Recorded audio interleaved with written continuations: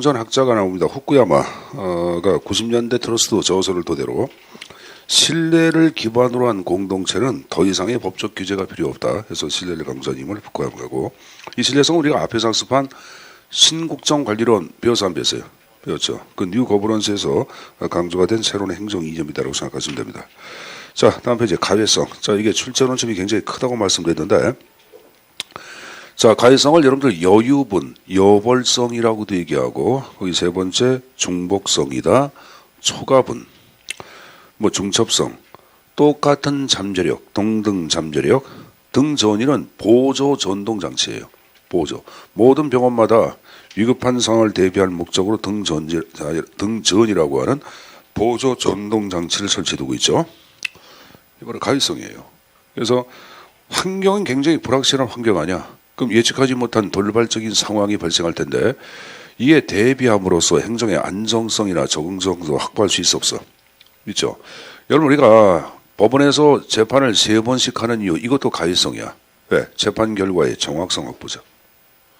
재판 결과의 신뢰성 확보죠.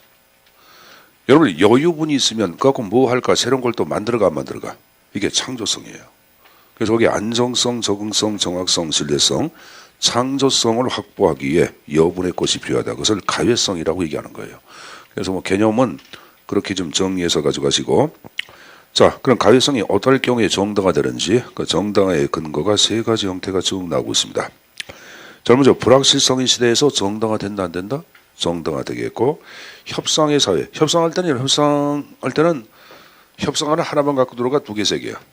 2개, 3개가 바로 가외성이야. 그렇죠? 그 다음에 오늘 정보 체제는 불완전하고 완벽한 게 아니에요. 그 불완전하고 미비하죠. 이를 대비할 목적으로 가외성 필요하고. 자, 신경 구조성 자체는 오늘 모든 조직은 광범위한 신경세포로 연결되어 있죠. 만약 한쪽 신경세포가 잘못됐다, 그럼 전체 신경구조에 치명상을 줘, 안 줘? 주죠. 그래서 빨리 잘못된 신경세포를 끄집어내고 여유분이 있던 신경세포를 대체 투입함으로써 전체 신경구조의 생명력을 확보할 수 있죠. 이게 바로 이제 신경구조성 얘기하는 거고, 디귿볼의 체제성, 전체성 다 같은 맥락이라고 생각하시면 됩니다. 최악의 상황 자체를 대비할 목적으로 가외성이 필요치 않아. 필요하고 미비한 점을 보완함으로써 전체의 생명을 유지해야 하네. 하죠, 여러분들. 그 표현 드리고, 그 밑에 이제 가외성이 반영되는 현상이 왔는데, 나눈다, 초가분, 여유분, 이거 몽땅 다 가외성이에요. 권력 분립 나눴죠? 양원제, 상원, 하원 나눠 안 나눠? 나눴죠. 가외성이에요. 양원제 나온 김에 선생님이 또 미리 말씀, 예산 심의 했나?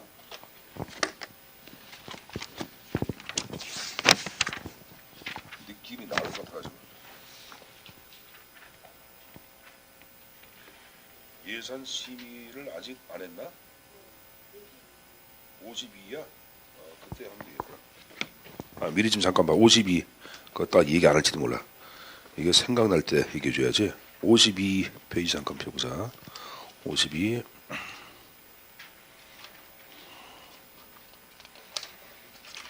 잠깐 좀 펴보세요.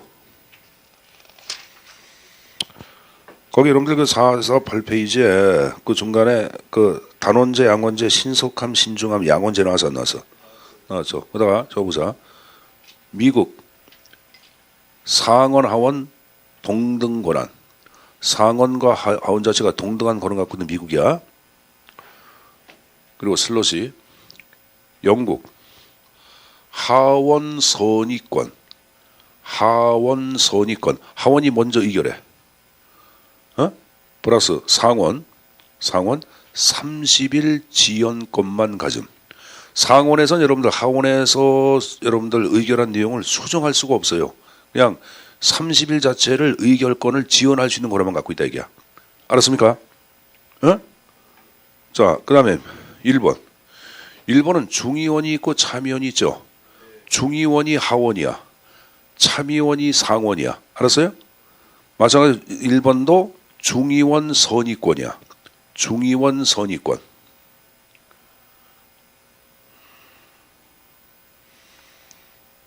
그리고 여러분, 참여원에서 여러분 여기 보자.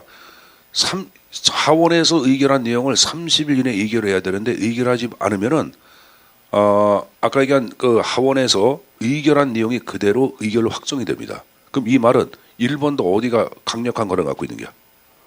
하원이 보다 강력한 가능 갖고 있는 거예요. 알았습니까? 중의원이 보다 강력한 가능 갖고 있다 그 말이야.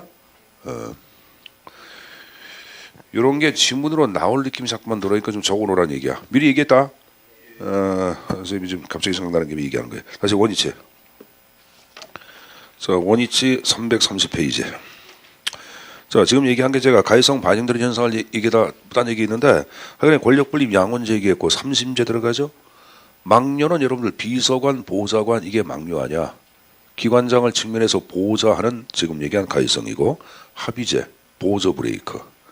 자, 신중앙 집권화 별표. 신자 빼버리면 아니야. 신자가 들어가야 돼. 신중앙 집권화는 지방 분권에 대한 보완책이야.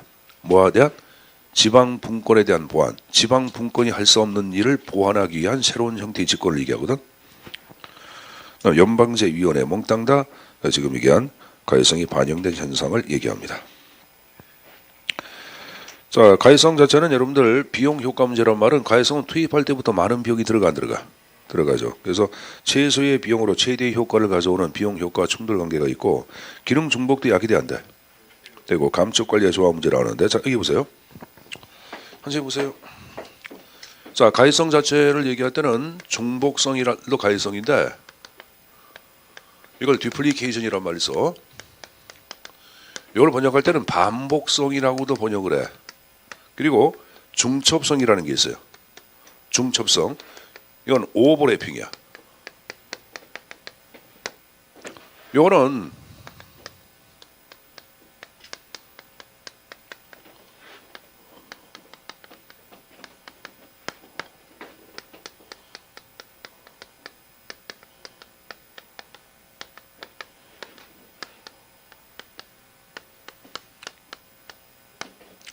동일한 기능을 독자적으로 각각의 조직 단위가 독립적으로 수행하는 게 바로 중복성이에요. 자, 학원에 영어 선생님이 두 분이 계세요. 둘 다 독해를 담당해. 이게 지금 얘기한 중복성, 반복성이야. 그러면 동일 기능을 수행하다 보니까 서로 여러분들 기능 중복에 근거하여 갈등과 대립을 이야기 안 해. 이건 여러분들 갈등을 이야기한다고. 갈등 이야기야. 근데 이 오버래핑, 중첩성은 틀려. 이거는 일정 부분에 여기 보자. 인터젝션. 교집합을 형성해서 여기서 서로 협력적 관계를 형성하는 거야. 상호 협력적 관계. 여러분들 기상청하고 소방 방재 관련 부서가 일정 부분에 중첩돼서 재난 관리에 대해서 서로 협력적 관계를 수행하고 있다. 이게 중첩성이야. 영어 선생하고 영어 선생 한 분이 어휘, 또 한 분은 독해를 담당해서 서로 보완적 역할을 담당하고 있다. 이게 중첩성이야. 그러니까 위에서 파악한 중복과 중첩은 완전 의미가 틀려. 영어로 이어져야 돼. 영어. 이걸 여러분들 중목만 이용하면 안 되겠지. 뭐라 전하세요? 듀플리케이션. 이거는 오버래핑. 오버래핑. 영어로 이어두세요.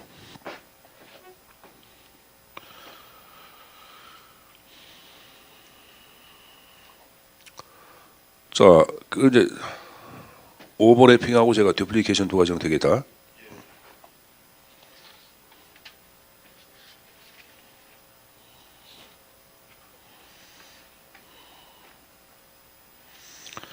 자, 봤으면 이제 가해성과 능률성과의 관계.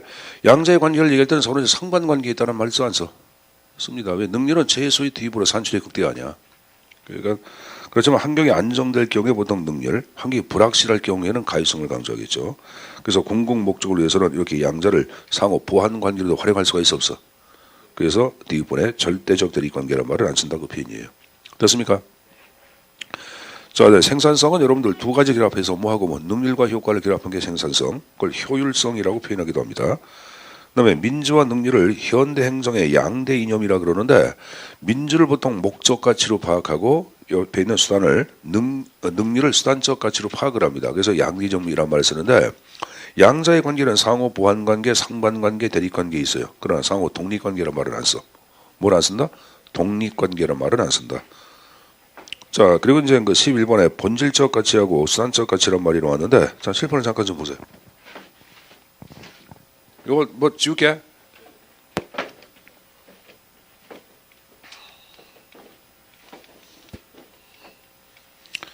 한번 보세요. 요거는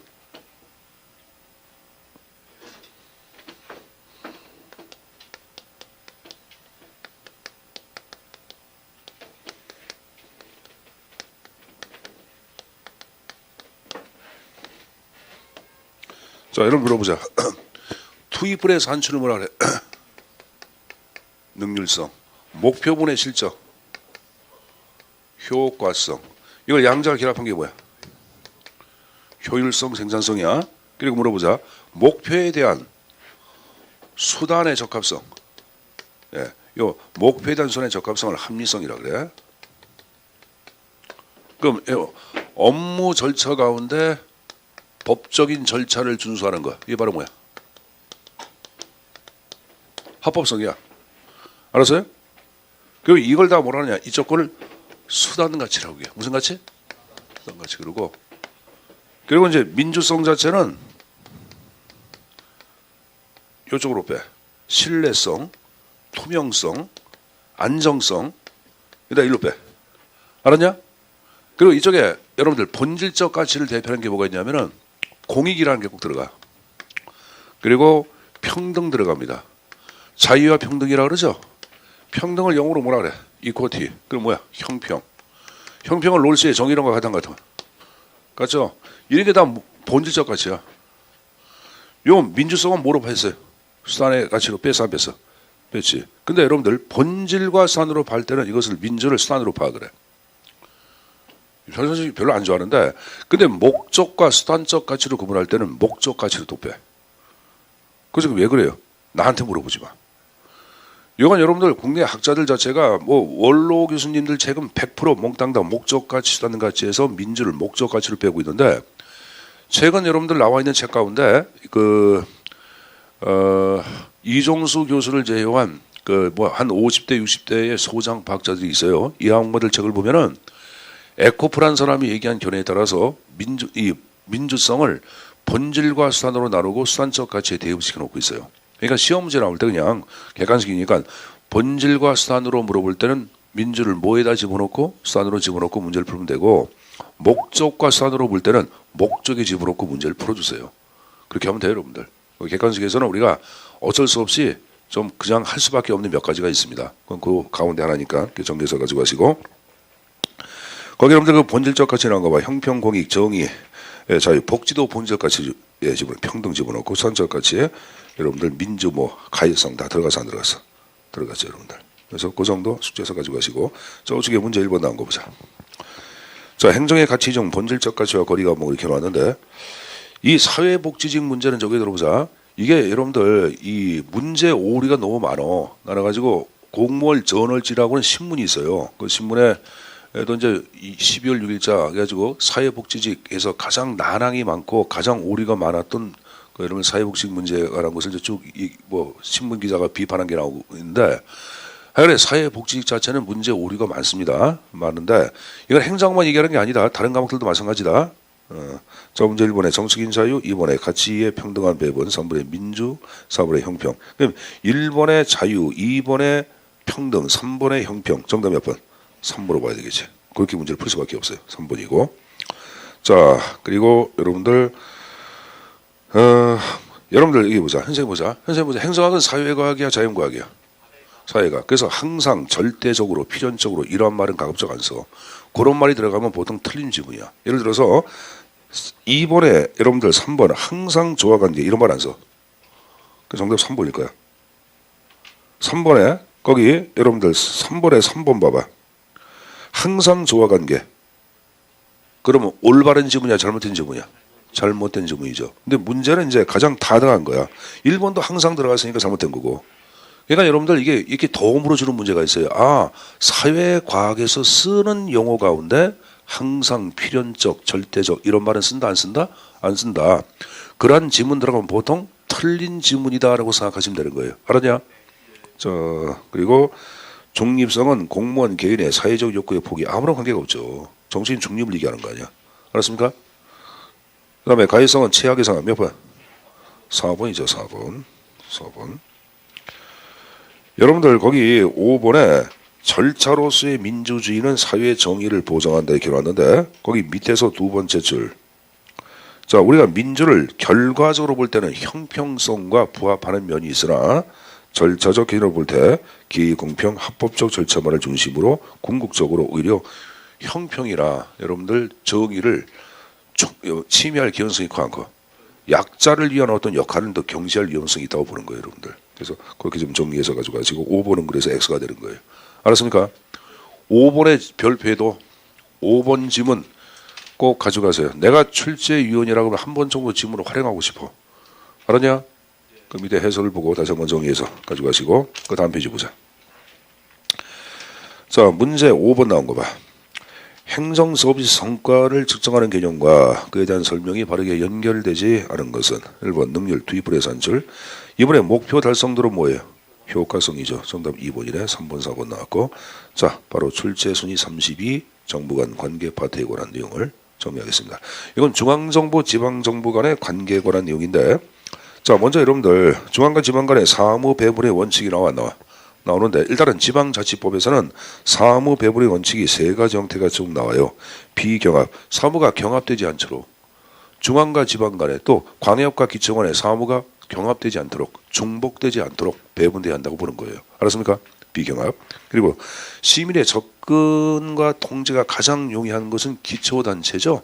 그래서 시민의 접근이 가장 용이한 기초단체에 우선적으로 사무를 배분하자. 이 기초단체 우선의 원칙을 현지성의 원칙이라고도 얘기합니다. 현지성, 시군구 우선의 원칙이라고 표현하기도 하고, 그리고 사무를 배분할 때는 행정의 업무를 능률적으로 좀 수행하기 위해서는 여러분들 각 단체의 규모라든가 아니면 인구수라든가 재정 능력을 고려해서 사무를 배분해야 한다. 그것을 능률성 확보의 원칙이라고 얘기하는 거예요. 그걸 경제성의 원칙이라고 얘기합니다. 그 밑에 나왔네. 거기 쌍가루 2번에 현지성 나왔고 쌍가루 4번에 경제성 나왔어. 나왔고, 그리고 쌍가루 5번은 바로 비경합이야. 행정책임 명확 설정의 원칙. 알았습니까? 그럼 비경합이죠, 여러분들. 자, 그리고 여러분들 쌍가루 3번 협력의 원칙, 쌍가루 4번, 쌍가루 5번 별표. 종합성의 원칙이 나왔죠. 거기 행정의 종합성을 확보하기 위해서는 사무가 국가의 특별지방 행정기관보다 지역 종합행정체제에 집중적으로 배분돼야 한다. 무슨 말인지 알겠습니까? 특별지방 행정기관은 선생님 보자. 이건 국가의 하급 행정관청이야. 그러니까 뭐 지방병무청이다, 지방국세청이다, 지방조달청이다, 지방국토관리청이다 등등은 여기에 근무하는 사람들은 지방공무원이 아니에요. 국가공무원이야. 그러니까 국가가 특별한 업무를 수행하기 위하여 지방에 별도로 설치한 지방자치단체와는 별도의 국가의 하급 행정기관을 설치해놓고 있는데 그걸 특별지방행정기관이라고 얘기합니다. 그러면 지금 얘기한 특별지방행정기관은 지방병무청은 병무라고 하는 특정의 기능만을 수행해 종합적인 사업을 처리해. 특정의 기능만. 지방국세청은 국세 업무만을 담당하잖아. 그럼 그쪽의 사업을 먼저 배분하지 말고 지역 주민들의 종합적인 모든 걸 처리해주고 있는 누구야?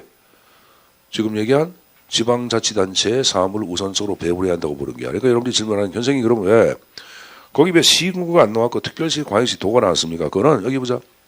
특별일성기관자, 지금 얘기한 특별일성기관자체에서 얘기한 제가 좀 전에 얘기한 지방병무청이나 지방국세청은 각 광역단체하고 동급이야. 예를 들어서 경상남도 여러분들 지방 경찰청 그러면 경찰청장하고 도지사 같이 밥을 먹어. 창원시장하고 밥 안 먹어. 창원시장은 누구랑 밥 먹냐? 창원시 지방경찰서 있어 없어? 있죠. 그 서장과 같이 밥을 먹는 게야. 알았냐? 그래서 거기에 나온 거는 그냥 동급을 적어놓은 거예요. 동급. 특별시, 광역시 도를 집어넣은 거예요. 시군구 대신에. 이해했어요? 자, 뭐 그렇게 좀 이해해서 가져가시고 그 다음 페이지는 좀 전에 얘기한 게 나왔는데 또 하나 여기서 좀 정리할 게 있어요. 정리할 게 거기 이제 박스에 보시면은 자 거기 중간에 계획 집행 분리 원칙이란 말이 나오죠. 그래서 계획 방향 잡기는 국가가 하고 실질적 집행은 누가 하자? 지방이 하도록 하자. 그래서 계획 집행 분리 원칙 그러고 이해관계 범위 원칙이란 말이 나오죠. 그래서 특정적인 이해관계는 지방정부가 하고 전국적 이해관계는 누가 한다? 중앙정부가 하도록 하자고 표현이에요. 알았습니까? 자, 그리고 그 밑에 기타 나온 거 봐. 기타에서 보충성이란 말이 나와. 보성, 여기 보자. 선생님 보자. 잘 들어야 합니다. 지방정부가 모든 걸 다 처리를 해. 그리고 지방정부가 할 수 없는 일에 대해서만 상급단체가 보완한다고 보는 거예요. 그러니까 중앙이 먼저 처리하고 지방이 일을 보완하는 것이 아니라 지방정부가 먼저 일을 처리하고 미비한 점을 상급단체가 보완한다. 그게 바로 보충성이야. 그럼 여러분 여기 보자. 시군구가 먼저 하고 모자란 점은 누가? 광역단체가. 광역단체 하고 난 다음에 모자란 점은 누가? 중앙정부가. 그게 바로 지금 이건 보충성을 얘기하는 거예요. 알았습니까? 그 좀 내용 좀 가져가십시오. 자, 봤으면은 여러분들 중앙정부와 지방정부 간의 기능 배분에 관한 시각이 나왔는데, 자, 거기 다원주의 우파란 촉관점, 뭐 계급정치 쭉 나왔는데, 자, 다원주의에서 파악하고 있는 중앙과 지방 간의 기능 배분을 어떻게 보고 있는지 그 맨 앞에 나온 거 보자. 역사적으로 오랜 진화의 과정을 거치면서 자, 점진적으로 제도화된 것이 바로 기능 배분이라고 얘기합니다. 그러면 이 기능 배분할 때는 기준이 있어야 되고 기준이 나와 행정적 합리성의 증진이라고 파악하고 있어요. 행정적 합리성의 증진을 얘기할 때는 가급적 중복 배제하는 것.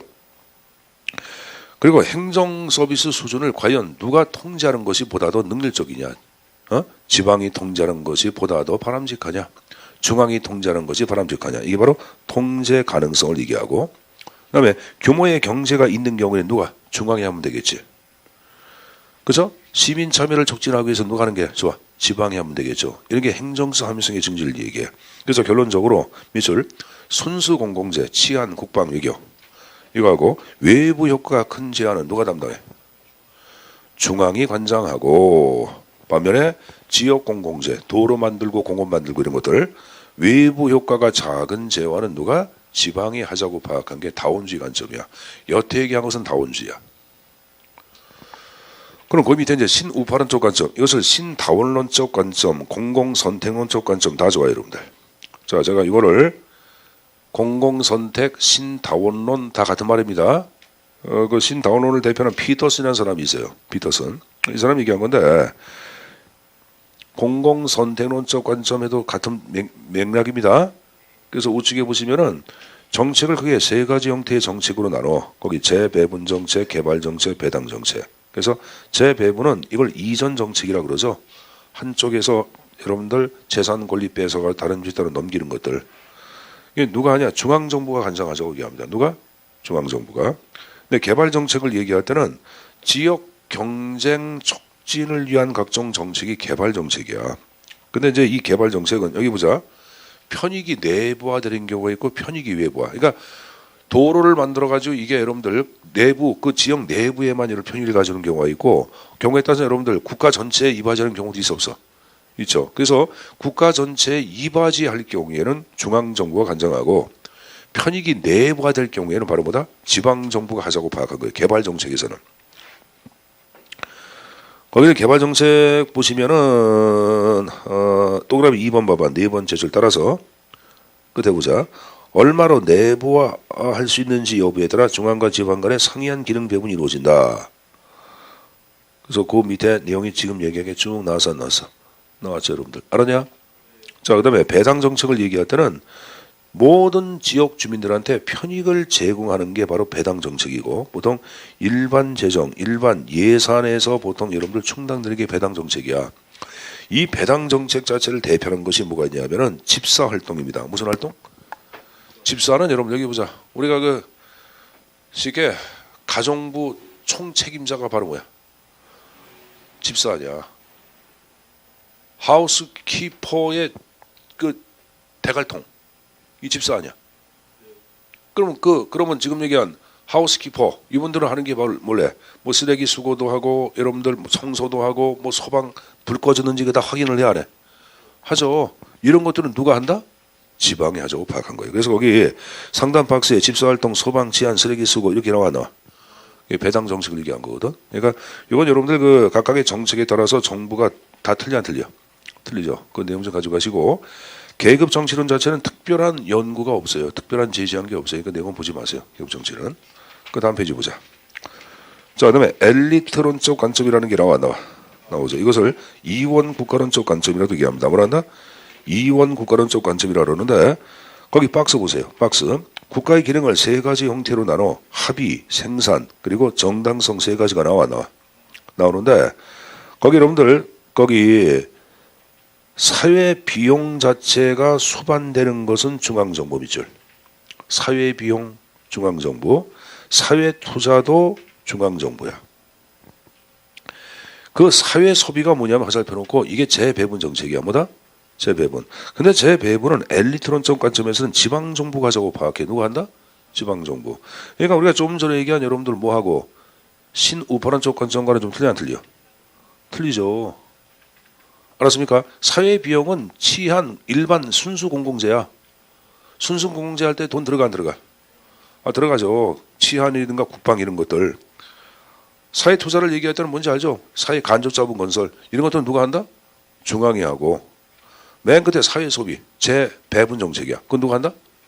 지방이 하죠. 그러니까 이건 좀 틀린 거지. 이원 국가론적 관점, 엘리트론적 관점이라고 표현하기도 합니다. 이걸 어쩔 수가 없어요. 좀 가져갔을 수밖에. 자, 그 다음에 그 밑에 자 라이트가 파악한 세 가지 형태 여기 포괄형, 분리형, 중첩형 세 가지 다 들어봤죠? 이건 중앙과 지방과의 관계를 얘기하는데 여기 보자. 포괄형은 지방정부가 중앙정부에 예수된 게 바로 뭐야? 포괄형이지. 이걸 내포형이라 그래요. 뭐란다? 재정이나 인사가 완전히 여러분들 뭡니까? 종속된 형태를 얘기합니다. 이를 대표하는 법칙이 있어요. 거기 쭉 내려가서 보시면은 무슨 법칙 나와? 딜런의 법칙이라는 게 나와. 1860년도 아이오와주 판사님이 딜런이야. 딜런이 선포한 법칙인데 딜런은 뭐라 하느냐? 지방정부는 중앙정부에 의하여 창조가 되기도 하고 제거가 된다 그랬어요.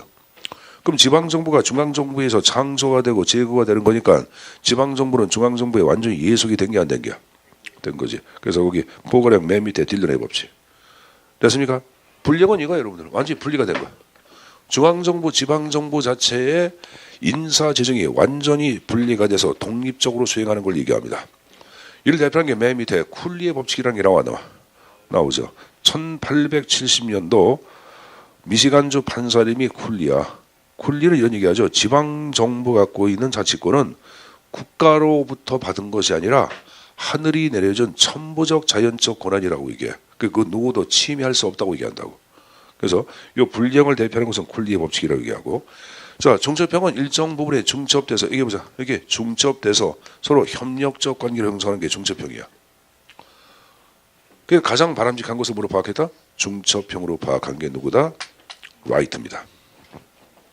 굉장히 많이 나고 여러분들 뭐 11년도 지방, 16년 지방 계속 문제가 나와서 모든 문제가 나왔죠 여러분들. 자 그리고 이 지금 얘기한 중첩형과 거의 유사한 것 중에 하나가 옆에 이제 첨삭지도에 로드즈의 전략적 협상 모형이라는 게 나와. 로즈가 파악한 전략적 협상 모형이라는 게 나와요 여러분들. 로즈가 파악한 전략적 협상 모형은 거기 보자. 두 번째 끝에 양자 중앙과 지방은 전략적 개입을 벌이는 협상적 관계를 가지고 있으며 서로 이용 가능한 자원을 효과적으로 동원하여 위를 획득하려고 한다. 전략적 협상 일종의 절충형 나왔죠. 그래서 지방정부는 중앙정부에 완전히 예속된 것도 아니고 완전히 동등한 관계도 아닌 상태에서 상호 의존한다. 또 중앙정부가 보유하는 자원에는 네 가지 자원 미쳐줘라. 법적 자원, 재정 자원, 조직 자원, 정보 자원.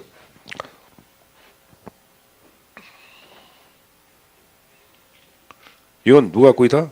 중앙정부 갖고 있는 재원입니다. 알았습니까?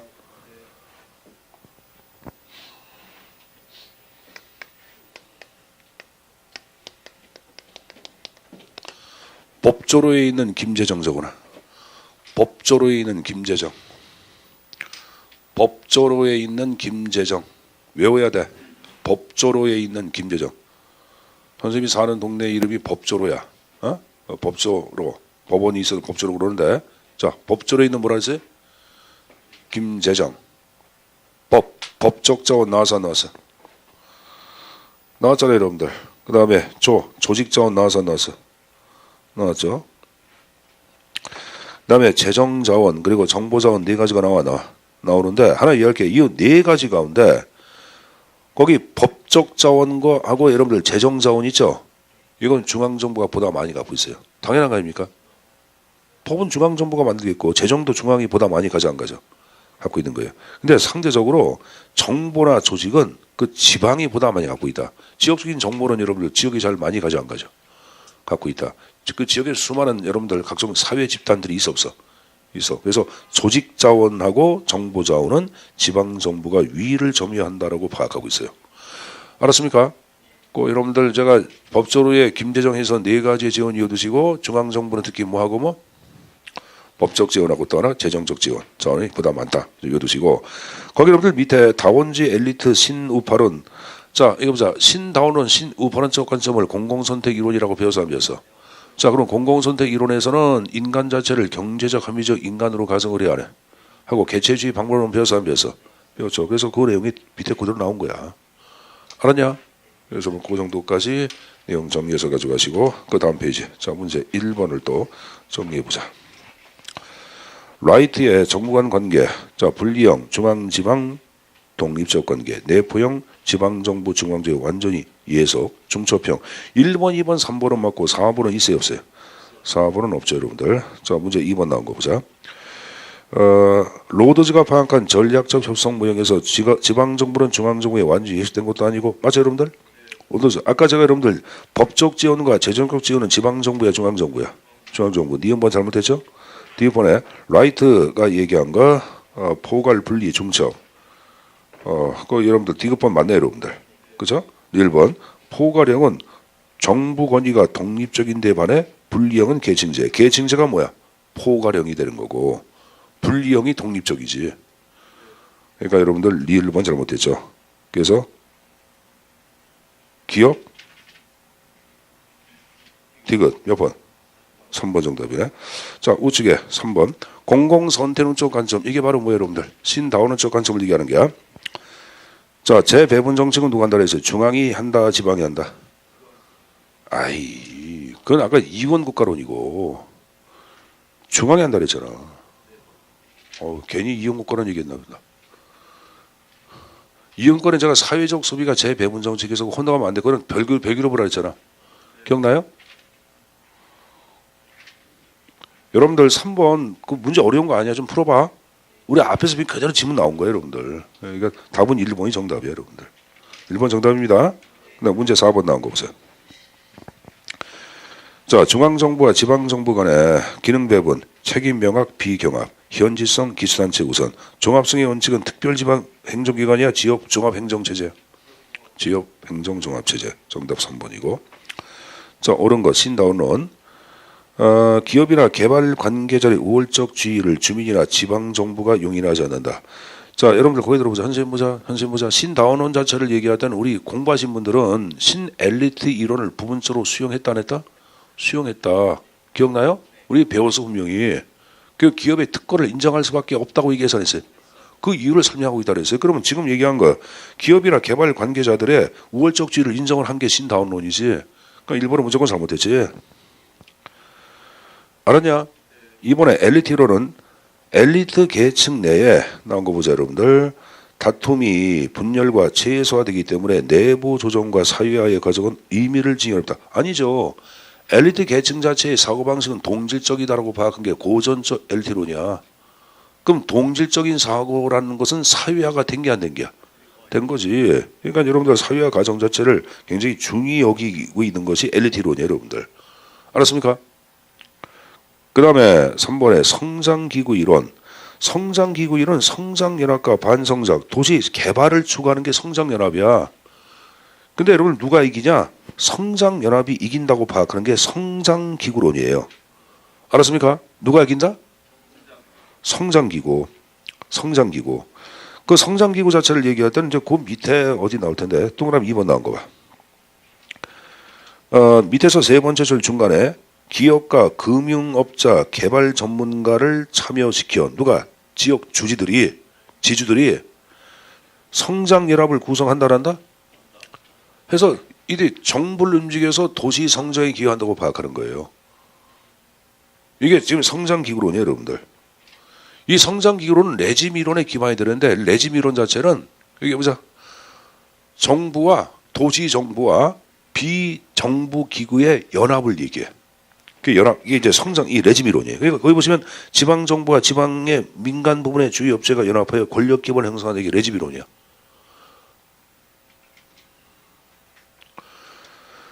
자, 현재 보자. 레짐 이론 자체를 얘기할 때는 여기 지역 정부 연합 이론이라 그래.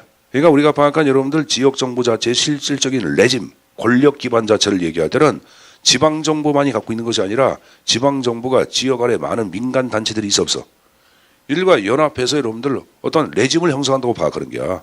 그래서 국가를 그들과 함께 통치한다고 파악하는 거야. 그게 바로 레짐 이론이에요. 알았습니까? 그래서 거기 이제 4번에 지방 정부와 지방의 민간 부분 주요 주체가 연합하여 권력 기반을 형성한다. 그 표현은 맞는 거예요. 맞는 거고 4번에 성장기구론에서는 누가 이긴다 그랬어요? 성장연합이 이겨서 도시 성장에 기여한다고 보는 거예요. 그래서 5번의 정답 몇 번이에요? 4번의 답이 양태 체킹. 됐습니까? 그 여러분들 밑에 해설 나왔으니까 다시 한번 읽어보세요. 읽어보시고 옆에 이제 6번에 중앙정부와 지방정부 간에 대한 설명을 옳지 않은 것. 1번 보충성의 원칙에 따라 중앙정부가 처리하기 곤란한 사업은 지방정부가 보충적으로 처리해야 한다. 거꾸로 적어놨죠. 지방정부가 처리하기 어려운 것을 중앙정부가 보충적으로 처리한다고 바꿔야 돼. 바꿔야 되겠죠. 자, 거기 들어보자. 자, 성장기구 이론은 뭘로 칠한 사람 얘기하는데 여기 보자. 우리 지역에 유지가 있어 없어? 상원의 유지가 있잖아. 그 유지는 여러분들 자신의 땅 자체를 여러분들 뭐 금융업체, 그러니까 뭐 은행장, 그리고 여러분들 건설업체, 얘들과 여러분들 이렇게 연합을 만들어. 그래서 얘들이 성장기구를 만들어서 도시 개발을 하는 게야. 개발하는 게. 그러면 이거에 대해 반대하는 사람들도 있어 없어? 환경단체라든가 여러분들 소시민들은 반대 안 해. 왜? 자신이 소작했던 땅이 없어지잖아. 근데 사실 누가 이겨? 지주계급이 이기겠지. 그들이 이겨서 도시 성장에 기여한다고 보는 거예요. 이게 별로 좋은 이론은 아니야. 근데 그걸 바탕으로 해서 레짐 이론이 탄생해. 근데 레짐 이론은 뭐냐면은 지방정부 자체가 민간 부분과 연합을 형성했는데 옛날에 이런 돈인들과 연합관계를 형성했잖아. 근데 오늘날은 그게 아니죠. 다양한 비정부주의가 연합을 만들어 안 만들어. 우리 수업 시간에 신국정 관리론이야. 오늘날의 레짐 이론은 신국정 관리론이야. 쉽게 얘기하면은. 알았냐? 성장 이론 자체의 바탕을 둬가지고 레짐 이론이 탄생하는데 레짐 이론 자체는 오늘날 발음보다 신국정 관리론의 한 형태를 형성한 거예요. 물론 지방정부 차원, 도시정부 차원에서. 그렇게 이해되면 좀 편할 거예요, 여러분들. 됐습니까? 자, 그 정도까지 내용 정리해서 가져가십시오.